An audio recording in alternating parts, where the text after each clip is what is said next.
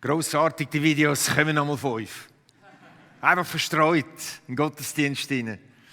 Ein Weltherrscher verstößt seine Hauptfrau, die Königin. Es wird eine neue Königin gesucht. Die Wahl fällt auf Esther, eine Jüdin. In dieser Zeit, wo Esther Königin ist, wird eine Verschwörung gegen alle Juden in dem grossen Königreich angezettelt.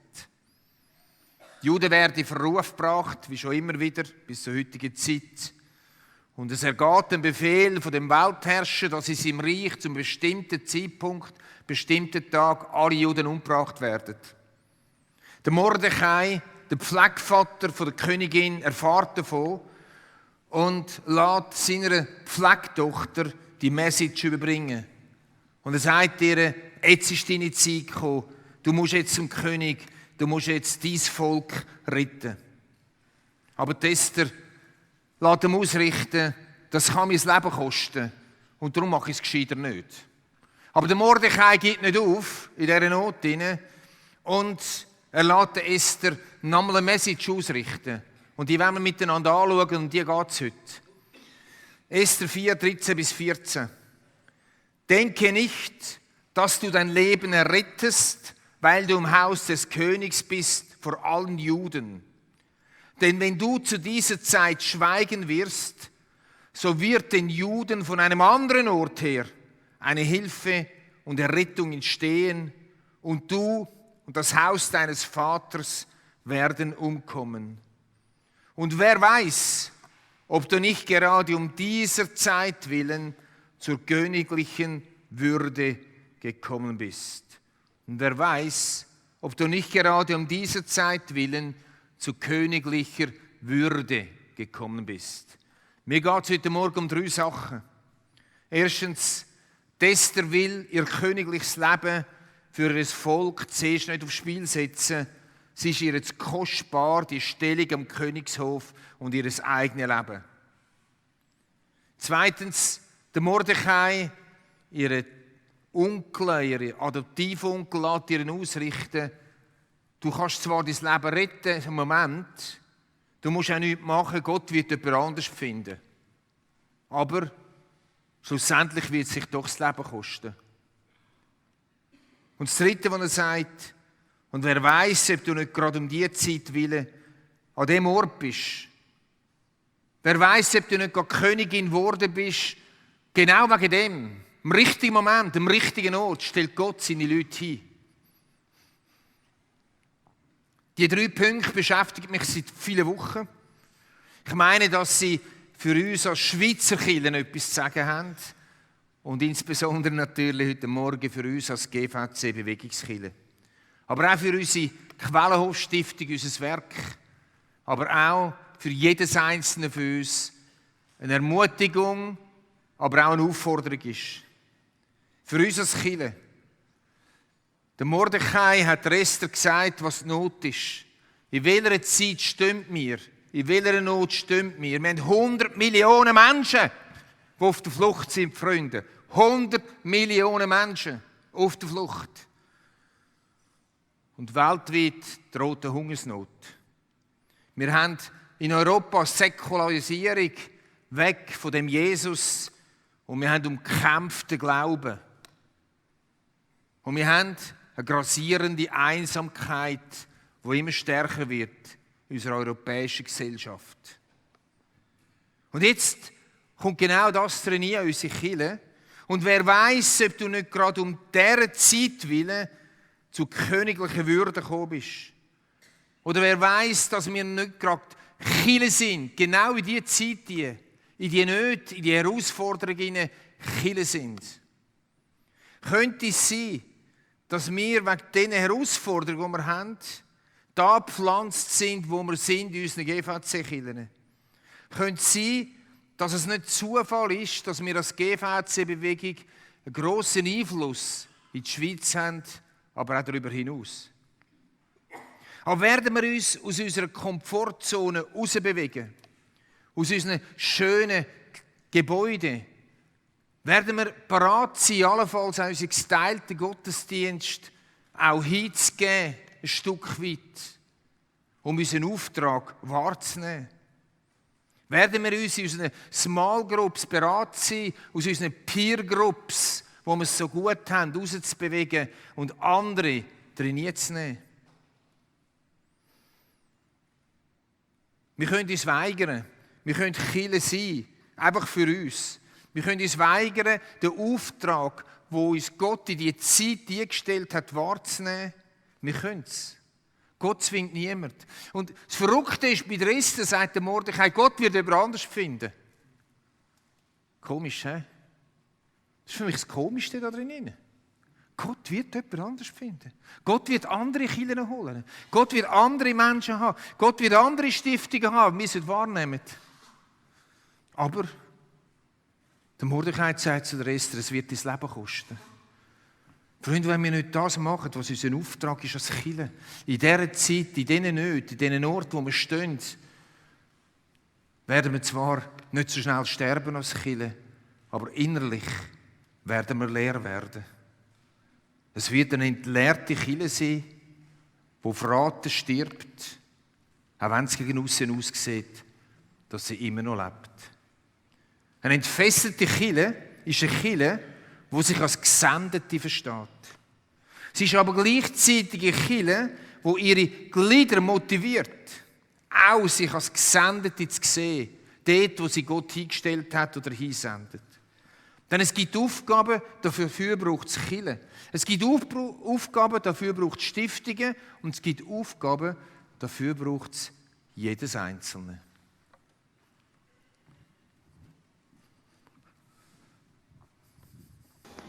Hallo zusammen, wir sind der Marc und die Mary Lerch und wir dienen mit Jugend mit einer Mission hier in den Salomonen. Die Situation hier in diesem Land ist so, dass viele Junge ihre Schule nicht fertig machen können und vorher rausgehen und sie nicht wissen, was sie anfangen mit ihrem Leben. Darum herrscht eine grosse Hoffnungslosigkeit und sie wissen nicht, was der Lebenssinn sein soll. Darum ist unsere Vision, den jungen Menschen Jesus vorzustellen, sie in eine Beziehung mit Jesus zu führen, ihnen helfen, die Identität zu erkennen und auch ihnen helfen, damit sie kompromisslos Jesus nachfolgen. Wir dienen da, weil Gott uns die Volksgruppe aufs Herz gelegt hat und wir einen klaren Ruf in unseren Herzen gehört haben, so mit Salomonen zu gehen.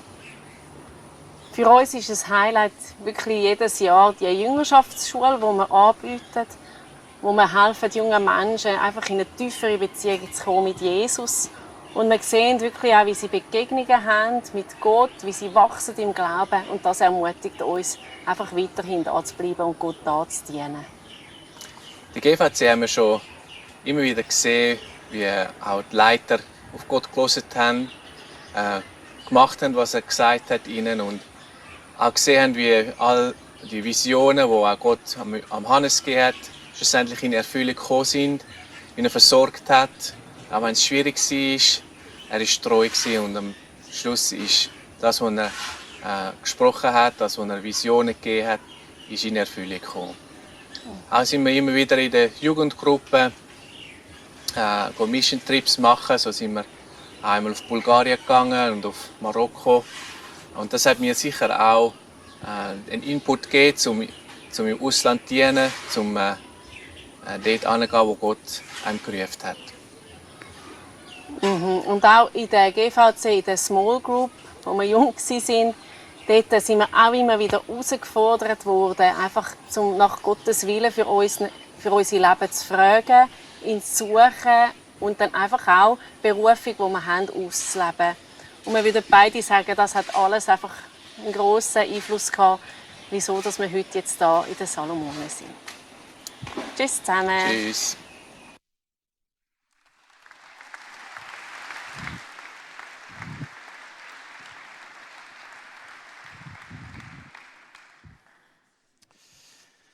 Von den Salomonen, wo wir noch jung sind, Marc und Mary Lerch, zurück auf Winterthur. Mein Name ist Joe Lehmann und ich stehe als Geschäftsführer von der Quellenhof-Stiftung hier vor euch. Der Johannes hat mir gerade etwa 8 Minuten Vorsprung auf die Marschtabelle verschafft. Darum können wir jetzt da ganz entspannt, kann ich da meinen Teil mit euch durchführen. Und dass wir so in die Umgebung von der Quellenhof-Stiftung eintauchen, bitte ich dich, dir vorzustellen, nämlich, dass du eins von diesen Schwierigkeiten oder eins von diesen Problemen, die die Menschen bei uns in der Quellenhof-Stiftung haben, dass du das jetzt gerade auch hast, dass du das annimmst. Du kannst aus verschiedenen Sachen auswählen. Du kannst zum Beispiel auswählen, dass du eine Lernschwäche hast und darum in der Schule massive Schwierigkeiten hast. Du kannst dir auswählen, dass du eine psychische Einschränkung hast, eine Phobie, einen Angstzustand. Vielleicht hast du auch irgendwo mal eine Psychose gehabt in den letzten Monaten oder Jahren. Du hast irgendein traumatisches Erlebnis gehabt, das dich zu der Bahn ausgeworfen hat. Du hast vielleicht Mobbing erfahren in der Schule oder auch am Arbeitsplatz und darum hat es dich aus der Gesellschaft rausgespült. Vielleicht hast du eine Suchtthematik, die dich immer wieder einholt. Vielleicht hast du gerade ein Burnout hinter dir oder ein medizinisches Problem, das auch dazu geführt hat, dass du in Schwierigkeiten gekommen bist. Du kannst dir etwas auswählen. Es ist auch spannend, manchmal mache ich die ähnliche Einleitung, aber ich sage dann, überleg dir, dass die Person neben dir so eine Schwäche hat oder so ein Problem. Und spannend ist, dass es dann meistens recht lustig wird. Die Leute schauen sich dann so an und sagen, ja, jetzt hast du gerade eine Psychose, oder? Und wenn man es aber umgekehrt macht, wenn man es macht, dass sich jeder selber das überlegen sollte, dann wird es meistens recht still. So wie es jetzt gerade geworden ist. Und das ist gut, wenn wir mal in dieser Stimmung rein sind. Das sind nämlich die Menschen, die bei uns in der Quellenhof-Stiftung Hilfe suchen, die bei uns ein- und ausgehen. Es ist vielleicht auch noch spannend, vielleicht hast du auch gedacht, ja, ein bisschen etwas von dem, was er jetzt gerade aufgezählt hat, habe ich ja schon auch in meinem Leben. Und ich glaube, dass das auch richtig ist. Und das ist ganz wichtig, auch für meinen Teil. Von dem gehen wir wie aus in der Quellenhof-Stiftung. Da gibt es nicht die Leute, die dort angestellt sind und verdienen und die sind irgendwie besser als die Hilfe suchen. Und auf das Thema möchte ich jetzt auch einschwenken. Es gibt verschiedenste Trends in der Gesellschaft, die früher oder später auch auf die Quellenhof-Stiftung kommen, die an unsere Ufer anprallen. Da gibt es Trends wie zum Beispiel die Überforderung der Jugend, ein ganz aktueller Trend, den ihr sicher auch schon aus den Medien entnommen habt, der sich durch die Corona-Krise massiv verschärft hat. Das ganze Thema LGBTQ, das ist bei uns auch da. Wir sehen das vor allem im Bereich von unseren Lernenden. Die ganze Gender-Thematik ist voll in unseren Häusern angekommen. Wenn wir jetzt so die verschiedensten Trends, die gerade so rum sind, zusammenfassen und das in einen grossen Trend hineinnehmen, also die Problematik ein bisschen vereinfachen, dann kann man davon reden, dass wir im Moment einen Trend haben von der Integration Richtung Inklusion. Ich werde euch noch kurz in die Theorie einführen, was ich damit meine. Es geht darum, in der Integration, in der Zeit, wo wir jetzt eigentlich gerade drinstehen, da werden Menschen, die eben so eine Schwierigkeit haben, wo ihr jetzt gerade eine davon angenommen habt, in einer geschützten Werkstatt arbeiten oder in einer betreuten, aber abgesonderten Wohnform drinnen leben.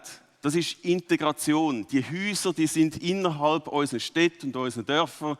Die geschützten Werkstätten, die sind auch da in Neuhegi, aber es ist wie so separiert. Man ist eben nicht inkludierte Gesellschaft, das sind immer noch so einzelne Silos, wo sich die Menschen drin bewegen.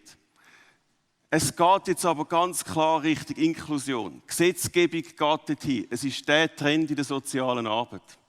Ich weiss auch, dass da vielleicht Lehrerinnen und Lehrer hat. Ihr habt den Trend schon ein bisschen vorher gehabt.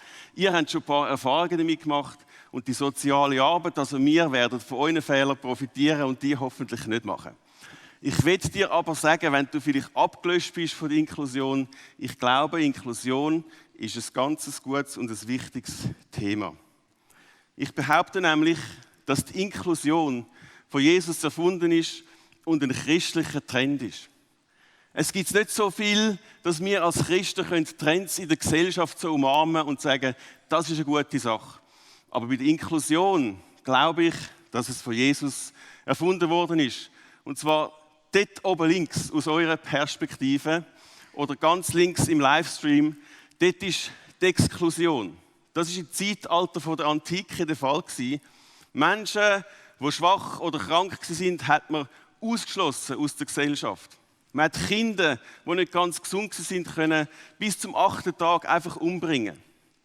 Ohne irgendwie Konsequenzen. Und in diese Zeit kommt Jesus rein und nimmt Menschen, ausgestoßene Menschen, schwache Menschen, kranke Menschen, Zöllner, Kinder, Frauen etc., all die in dieser Gesellschaft nicht so viel Recht hatten, nimmt er an seinen Tisch und sagt, ihr gehört dazu, ihr seid ein Teil, kommt näher zu mir, ich mache keinen Unterschied. Diese Botschaft hat Jesus vor 2000 Jahren in die Welt hineingepflanzt und es hat eingeschlagen wie eine Bombe. Wenn wir dann nämlich weitergehen, so wir springen von der Exklusion zu der Segregation oder Separation, das ist schon eine Entwicklung, die in der Gesellschaft stattgefunden hat. Irgendwann hat man die Schwachen und die Kranken nicht einfach raus exkludiert, irgendwo, ja, schaut selber für euch, sondern man hat schon mal gesagt, ja, ihr könnt einen Ort haben. Siechenhäuser zum Beispiel sind gebaut worden in unseren Gegenden, wo Kranke haben können miteinander leben. Aber sie sind separiert von der Gesellschaft. Und dann kommen wir ins Zeitalter, wo wir jetzt gerade drin sind, das ist Integration, das ist das, was ich euch vorher vorgestellt habe, wo wir auch in der Quellenhof-Stiftung im Moment so leben. Menschen wohnen bei uns integriert, aber sie sind in einem Silo inne, in einem Haus, eben, wo alles, sagen jetzt, psychisch beeinträchtigte Menschen miteinander zusammen wohnen. Oder sie sind in einer geschützten Werkstatt. Und wo es jetzt angeht, in den nächsten Jahren, es geht Richtung Inklusion, einschliessen. Man will die Silos aufbrechen und diesen Menschen in der Gesellschaft Möglichkeiten geben, dass sie eben inkludiert in die Gesellschaft können wohnen und können arbeiten können. Dass es nicht mehr geschützte Werkstätten gibt, sondern dass die Menschen können irgendwo im ersten Arbeitsmarkt in einer Form einen Platz finden und dort können inkludiert arbeiten können. Wir glauben, dass wir als Quellenhof-Stiftung genau für diese Zeit gesetzt sind. So wie es der Johannes gesagt hat, dass das unsere Rolle ist, wo wir mitmachen können. Und wir glauben, dass wir da als Quellenhof-Stiftung tatsächlich in diesem Trend auch die erste Geige spielen können. Weil wir die Sozialisierung in uns haben. Der christliche Ansatz, dass eben alle Menschen gleichwertig sind. Vor Gott sind alle Menschen gleichwertig. Und diesen Ansatz, den haben wir in uns hinein. Der schlummert in uns. Wir haben vielleicht weniger Schwierigkeiten, das alles zu inkludieren, als vielleicht andere Menschen haben. Für das wollen wir gehen. Wichtig, wenn man von Inklusion redet, das heisst nicht, dass einfach alle Menschen gleich sind, dass es keine Unterscheidung mehr gibt. Wir haben immer noch unterschiedliche Fähigkeiten, wir haben immer noch unterschiedliche Talente, auch unterschiedliche Rollen, unterschiedliche Verantwortlichkeiten. Aber vor Gott sind wir alle genau gleich. Wir sind gleichwertig, wir sind gleich geliebt. Aus seiner Perspektive sind wir gleich angenommen. Wir sind inkludiert. Also ein Praxisbeispiel, wie das kann aussehen, so einen Ansatz, möchte ich euch ein Kunstprojekt vorstellen, das wir in der Quellenhof-Stiftung hatten, in der Karwoche, also kurz vor Ostern von diesem Jahr, im 2022. Da haben wir unter der Leitung von meinem Kollegen aus der Geschäftsleitung, von Messe Spiess, er sitzt auch da, haben wir ein Kunstprojekt umgesetzt. Und zwar haben wir das berühmte Bild von Leonardo da Vinci, das letzte Abendmahl, das ihr in Mailand anschauen könnt. Wir haben das Bild genommen und haben gesagt, wir ersetzen die Jünger und Jüngerinnen an dem Tisch durch Menschen, die bei uns ein- und ausgehen in der Quellenhof-Stiftung. Jetzt wollte ich so einen Aha-Moment schaffen, wo das Bild führen kommt, aber jetzt ist es schon da. Auch gut, danke vielmals. Ihr seht das Bild. Wir haben die Jünger ersetzt durch Menschen, die bei uns ein- und ausgehen. Das ist bunt zusammengewürfelt. Und natürlich, das ist etwas mega Schönes, das Resultat, das dann da rausgekommen ist. Ich finde, es ist uns sehr gut gelungen, das Bild umzusetzen. Aber was dabei abgegangen ist, das ist das, was uns begeistert. Es war kurz vor Ostern. Wir haben uns mit der Botschaft vom Evangelium beschäftigt. Wir haben uns mit der Botschaft von Jesus Christus beschäftigt. Mit all diesen Menschen, die sind aus den verschiedenen Häusern, Werkstätten über Mittag zu uns gekommen. Wir haben mit ihnen zu Mittag gegessen, wir sind in den Austausch gegangen und es ist völlig verschwommen. Wer ist jetzt da angestellter Mitarbeiter oder angestellte Mitarbeiterin? Wer kommt jetzt da Geld über für die Zeit, wo er da ist? Oder wer ist jetzt da hilfesuchend oder ratsuchend? Und dann haben wir nach dem Essen, nach diesen Inhalten, die wir uns mit Ostern beschäftigt haben, sind wir dann noch angegangen und haben das Bild gemacht. Das sieht jetzt so simpel aus, aber so einfach ist das nicht, so ein Bild zu machen. Das kann ich euch noch mit auf den Weg geben. Aber das Bild begeistert mich. An dem Tisch von Jesus haben alle Platz. Und da kommen wir natürlich auch zu der Rolle der Kirche, von der GVC-Bewegung. Ich glaube, dass die Kirche eine Organisationsform ist, wo Inklusion muss anfangen. Also wer, wenn nicht die Kirche, wo eben an dem Tisch von Jesus alle Menschen Platz haben, wer soll denn Inklusion zuerst leben? Und das ist natürlich mein Ruf jetzt auch an die GVC-Bewegung, wo wir als Stiftung ja auch ein Teil davon sind, dass wir das wirklich leben. Dass in unseren Kirchen alle Menschen einen Platz finden, von aller Couleur, egal was sie für eine politische Gesinnung haben, egal was sie mitbringen, was ihre Geschichte ist, auch egal was ihre Ideologie ist, bei Jesus finden alle Menschen Platz. Er hat es vor 2000 Jahren gepflanzt, das ist gewachsen und es ist unsere Zeit als GVC-Bewegung, dass wir das noch aktiver anfangen zu leben. Ich werde mit ein paar Fragen aufhören, nämlich, ja, was löst die Botschaft von dieser Inklusion, was löst das bei dir aus? Gibt es vielleicht jemanden, wenn du das Bild siehst von dem Tisch, wo du sagst, diese Person oder diese Personengruppe würde ich gerne inkludieren? Ich glaube, ich habe so eine Esther-Rolle für diese Gruppe von Menschen, die jetzt irgendwo vielleicht so ein bisschen integriert sind, vielleicht aber auch ein bisschen separiert in unserer Gesellschaft. Ich will sie mitnehmen an meinen Tisch, in meine Gemeinschaft. Ich will Inklusion leben. Welche Couleur ist dir besonders am Herz? Oder auch noch eine provokante Frage. Gibt es vielleicht auch eine Gruppe von Menschen, die du lieber nicht willst, an deinem Tisch haben? Wo du denkst, die haben an meinem Tisch oder auch am Tisch von Jesus keinen Platz. Gibt es das? Und wenn das so ist, dann möchte ich dich fragen, vor was hast du denn Angst, wenn diese Person am Tisch Platz nimmt? Das sind herausfordernde Fragen. Nehmt die mit auf den Weg. Ich bin gespannt, was die Inklusion mit uns als Stiftung, aber auch als Bewegung wird machen. Und jetzt gehen wir weiter auf Nordmazedonien zu der Daniela Altdorfer.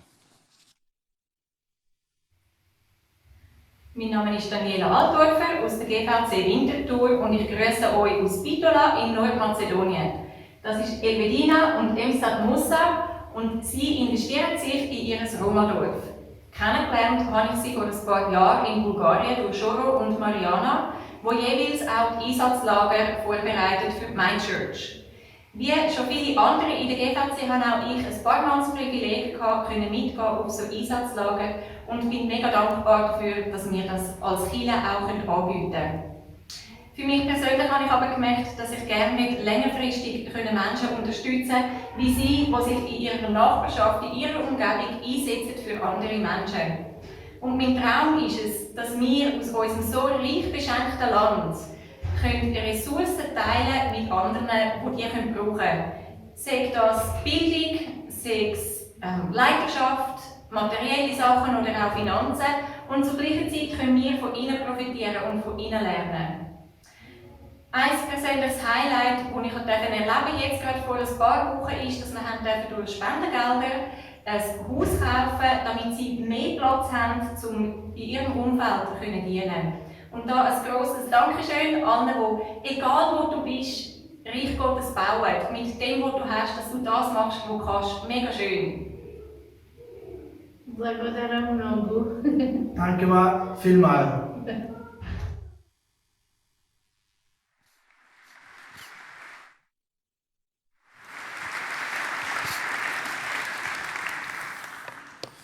Ja, der Joe hat von Inklusion geredet, von Miteinander, Menschen einnehmen heisst das.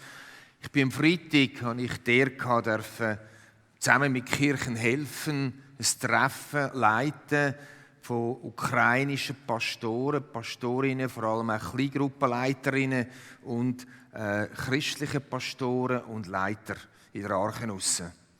Und ich habe gespürt, was der Preis ist, Inklusion, oder? Wir hatten ganz einen feurigen Dozent aus Kiew, der Volodymyr. Ich bin sein Vater geworden zwischenzeit, sein Geistlicher. Und er hatte so ein Feuer gehabt. 3-mal hätte er kurz etwas sagen und 3-mal hat er eine ganze Predigt halten. Und mir der Schweiß runtergelaufen. Und dann haben sie mir erzählt, so verschiedene Erlebnisberichte aus Kirchen von Ukrainer, wo sie mir erzählt haben, wie sie Ukrainer aktiv einbauen in ihre Kirchen hinein, auch in Gottesdienstablauf. Da kommen plötzlich wieder uralte Lieder führen, oder? Da kommen plötzlich einfach Sachen rein, die man gar nicht erwartet hat. Und das ist gar nicht so einfach für eine Kirche. Das geht überhaupt um Flüchtlinge. Wenn wir Flüchtlinge oder Asylanten integrieren in unsere Kirchen und nicht einfach sagen, du darfst dort oben sitzen, dann bringt das einiges durcheinander. Gleichzeitig ist mir aber gesagt worden, dass es auch ein Mega-Booster ist. Booster, das ist ein guter Name. Ein Mega-Booster ist. Und zwar Menschen auf der Flucht. Menschen, die alles verloren haben. Und nicht sagen, der Jesus kann mir gestohlen werden, weil ich habe ja nichts mehr. Er hat das zugelassen. Menschen, die mit ihrem Glauben mich herausgefordert haben, zu Tränen gerührt. Ich weiss, es ist relativ einfach. Aber mich zu Tränen gerührt haben, emotional so stark berührt hat, wie sie ihren Glauben leben, hier in der Schweiz, mitgenommen aus der Ukraine. Und da wollen, dass andere Ukrainer zum Glauben kommen. Und wie wir in unserer bequemen Glaubenshaltung oft, dort wo wir alles haben, wie wir challenged werden durch Menschen von anderen Kulturen, ob es Ukrainer sind oder andere. Klar, es kostet einen Preis, wie es Esther einen Preis gekostet hat. Aber Freunde, das darf noch werden in unseren Kirchen. Und jetzt möchte ich ganz persönlich zu dir reden. Stell dir vor, du bist Esther. Heute muss man sich so viel vorstellen. Du kennst nicht um dich herum. Esther hat es gehört, Esther hat es gewusst. Du kennst Menschen, die auf der Suche nach Lebensinhalt sind. Menschen auf der Suche nach Brot für ihr Leben sind. Du kennst Menschen, die in der Einsamkeit leben, obschon sie in der Masse daheim sind. Du kennst Menschen, die es daheim suchen, es angenommen sind oder nochmal mit dem Wort von Joe Inklusion suchen. Ein Teil dürfen sie sein. Nicht einfach so da auf dem Schemel sitzen, sondern eben ein Teil sein. Jetzt möchte ich dich fragen, Esther war Königin an dem Königshof. Sie hat Einfluss gehabt. Ich möchte dich fragen, an welchem Ort stehst du? Wo lebst du? Hast du vielleicht auch viel Einfluss oder Verantwortung? Aber vielleicht hast du gar keinen Einfluss. Vielleicht hast du gar keine Verantwortung. Vielleicht bist du strotzend von gesund, aber vielleicht bist du auch krank. Vielleicht bist du Single, vielleicht glücklich verheiratet und vielleicht ist deine Ehe ein Knurzli. Spielt eigentlich keine Rolle. Egal, wo du stehst, egal, wo ich stehe, egal, wo mich Gott hingestellt hat, ist die Frage. Und wer weiß, ob du nicht gerade um dieser Zeit willen zu königlicher Würde gekommen bist. Wer weiß, ob du nicht vielleicht gerade um das herum, was Not ist bei dir rundherum, in deiner Nachbarschaft, an deinem Arbeitsplatz, ob du nicht gerade um dessen Willen an dem Ort bist, wo du vielleicht gar nicht möchtest sein.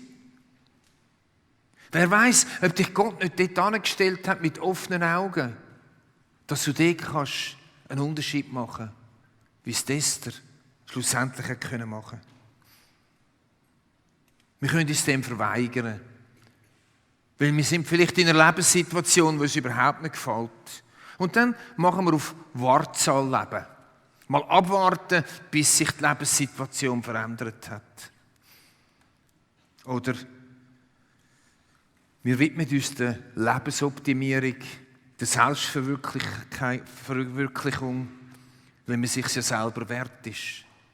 Und wir verpassen das, was es eigentlich darum geht. In dieser Zeit, wo wir leben, als einzelne Menschen, an dem Ort, wo wir stehen, diese Aufgabe, die uns Gott gibt, wahrzunehmen und so den Menschen zu dienen, um uns herum. Der Mordechai hat der Esther gesagt, du kannst dich auch verweigern, Gott wird jemand anderes suchen. Du kannst dich auch verweigern, aber es kostet dich dein Leben. Es kostet uns nicht das Leben, wenn wir uns verweigern. Es kostet uns nicht das Leben, wenn wir uns konzentrieren auf den Ego-Trip. Und doch kostet es uns das Leben. Nämlich die innere Fülle kostet es uns. Menschen, die es einfach nur schön haben haben es eigentlich meistens nicht schön. Weil es gibt eine innere Leere. Menschen, die dem Auftrag vorbeileben, der Not vorbeileben, wo Gott uns vor Augen stellt, bleiben innerlich auf die Länge, Freunde, leer. Und das ist fast wie Sterben. Wir haben ein paar Videos gesehen und sehen noch einmal 3. Es sind Menschen, die bereit sind, zu sagen, was sie machen. Du brauchst nicht irgendwo gerade so verrückt neu mit hinzugehen. Es hat Leute unter uns, die haben Ukrainerinnen aufgenommen.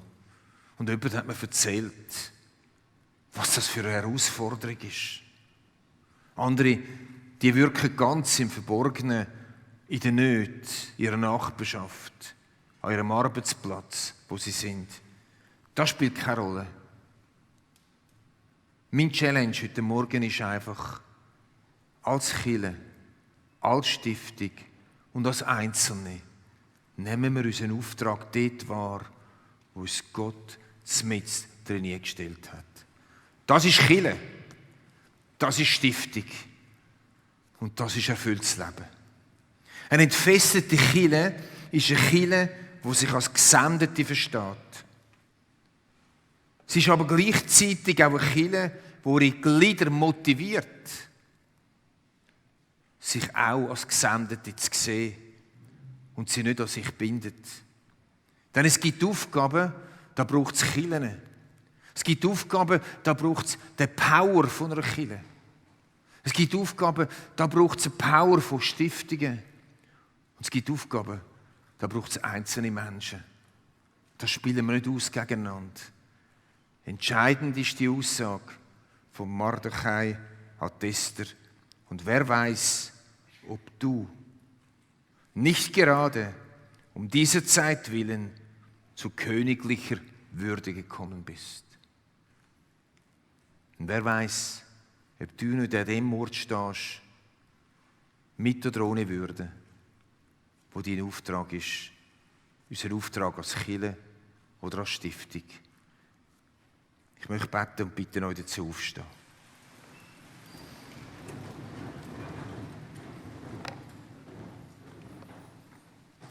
Jesus, du hast uns vorgelebt, wie du dein Leben verschenkt hast.